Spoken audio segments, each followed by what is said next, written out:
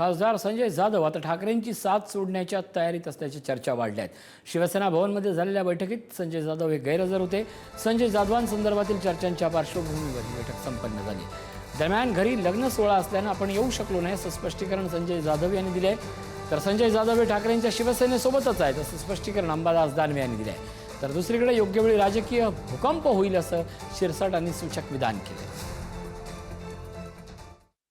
परवाच्या दिवशी सांगितलं होतं की मी या बैठकीला येऊ शकत नाही, काय उद्या काही कोणाचा विवाह त्यांच्या घरातल्यांचा, आज हळद कार्यक्रम आहे, तेव्हा ते येऊ शकत नाही। त्यांनी स्पष्टपणे 4 दिवसापूर्वीच सांगितलेलं आहे। तरी ऑपरेशन टायगर करतोय असा कोणताही भाग नाहीये।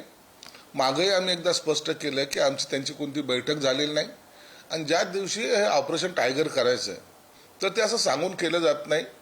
संपर्कात भले आमचे सर्वजण आहेत, आम्ही हे नाकारत नाही की आमच्या संपर्कात कोणी नाहीत, म्हणून संपर्कात आहेत, परंतु योग्य निर्णय केव्हा घ्यायचा हा सर्व भाग जो आहे तो एकनाथ शिंदे साहेबांकडे आहे।